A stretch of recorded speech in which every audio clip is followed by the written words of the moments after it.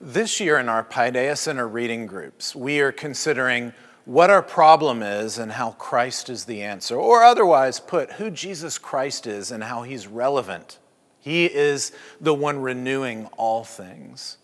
As we do so, we want to pay attention to thinkers who've gone before us and thought wisely and influentially about Jesus as he's revealed in Scripture and about the substance of his gospel as it's impacted Christians in places near and far.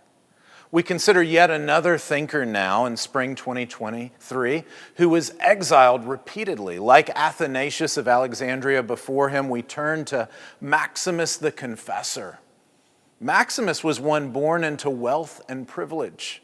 He was raised in Constantinople and taken into the imperial court, but he fled that life of privilege that he might obey Christ, study and pray as a monk and an ascetic.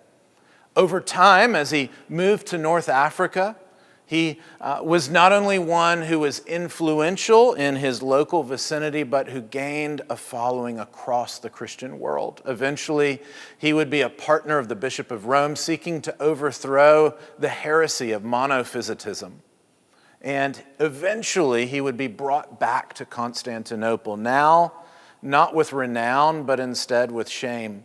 He was brought back captive. He was exiled 3 times. Eventually, his hands and his tongue would be cut out, and he would die for his faith. Maximus is remarkable not only for his fortitude and perseverance, but his insight.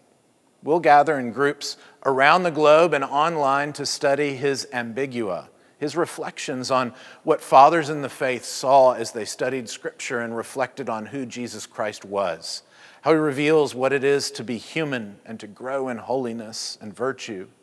As we consider Maximus, we'll find that our own theological reflections are deepened and challenged, that our conversations are prompted and provoked, as he seeks to force us to think about some terribly significant issues, about Christ, about the humanity that he assumes, about the suffering he undergoes, and about the way in which he transforms human existence once and for all. In so doing, it'll open doors for us to think about what it means to be human or a creature, what's involved in living a life marked by passion and suffering, what we're called to in terms of virtue and holiness, and how we can think best about these things when we pay attention to God's holy word and we learn from those who've gone before us. In all these ways, Maximus will be a resource and a prompt as we gather together to think carefully, to raise good questions, and to help one another along.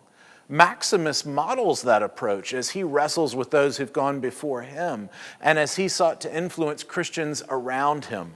It's our wager that he'll be a worthwhile guide and prompt for our discussions in spring 2023. And I hope you'll join one of the Paideia Center reading groups, bringing your questions and insights and adding much to our common concern as we seek to know Jesus Christ and his relevance to all things. Please join us.